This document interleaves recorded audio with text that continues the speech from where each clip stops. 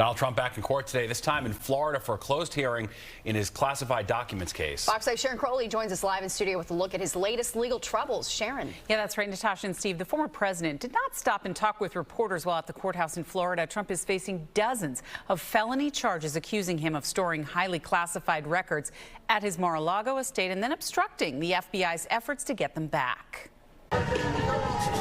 Former President Donald Trump attending a hearing at a federal courthouse in Fort Pierce, Florida, in the case about his alleged mishandling of classified documents. This procedural hearing was closed to the public, lawyers discussing which pieces of classified evidence can be used in the trial, currently set to begin in May. There are federal laws that say that you are not allowed to retain classified materials after you leave office. It's pretty clear. Doug Burns is a former federal prosecutor. Legally speaking, if a person knowingly is in possession of classified materials that they're not entitled to be in possession of, that's the federal crime. President Trump has repeatedly denied any wrongdoing. Federal prosecutors say Trump broke the law when he removed classified documents from the White House and stored them at Mar-a-Lago. The Biden Department of Injustice let Crooked Joe off the hook for some of his very egregious crimes. Now, in my case, I'm covered by the Presidential Records Act. I'm allowed to do what I do. President Biden was under a similar investigation by a special counsel for his mishandling of sensitive documents by storing some in his garage in Delaware.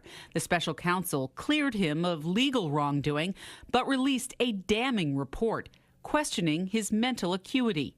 Special counsel Robert Hur says in interviews that Biden was not able to remember the years he was vice president or when his son Beau died, something Biden pushed back on. My memory, take a look at what I've done since I become president. Prosecutors say the main difference between the two presidents' cases is that Biden cooperated with investigators while Trump is accused of trying to conceal evidence.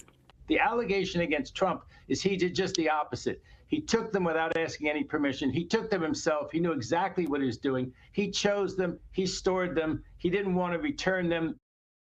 Well, in a separate case, former President Trump just moments ago filed an appeal to the Supreme Court in the hopes of overturning a lower court ruling that found that he is not covered by presidential immunity for his actions ahead of the January 6th Capitol riot. Trump believes that he is immune from prosecution. So that one now in the hands of the High Court, Natasha. All right, Sharon, thank you.